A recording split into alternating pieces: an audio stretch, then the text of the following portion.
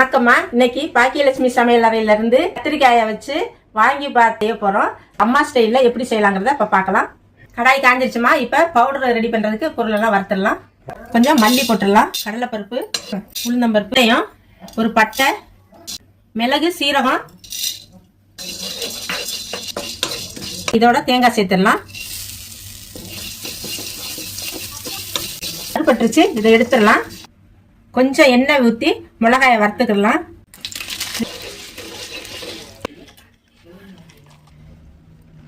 எல்லாம் வறுத்தாச்சு. இதை பொடி பண்ணிட்டு வந்து அரைச்சாச்சுமா.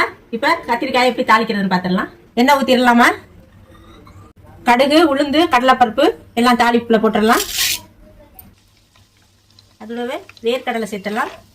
காஞ்ச மிளகாய், கொஞ்சம் கறிவேப்பிலை, 2 பச்சை மிளகாய், மஞ்சத்தூள், வெட்டி வச்சிருக்க கத்திரிக்காய் வச்சிடலாம்.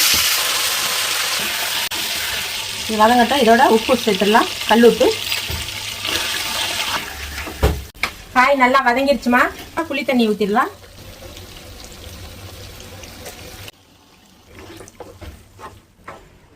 புளி தண்ணி பச்சை வாசனை போகிற வரைக்கும் கொதிச்சா போதுமா.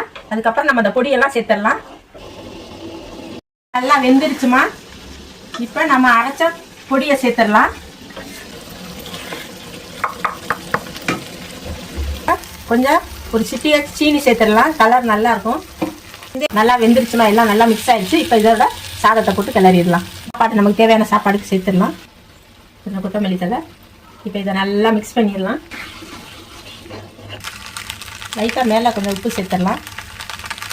சூப்பராக வந்துருச்சு, நல்லாயிருக்கும். எல்லோரும் செஞ்சு சாப்பிடுங்க. இது மாதிரி ஆயிடுச்சுமா. இது மாதிரி குழந்தைகளுக்கு ஸ்கூலுக்கும் செஞ்சு கொடுத்துடலாம். ஆஃபீஸ் போகிறவங்களும் இதை செஞ்சு எடுத்துகிட்டு போகலாம். இந்த வீடியோ உங்களுக்கு பிடிச்சிருந்துச்சுன்னா அம்மாவுக்கு சப்ஸ்கிரைப் பண்ணுங்கம்மா. நன்றி, வணக்கம்.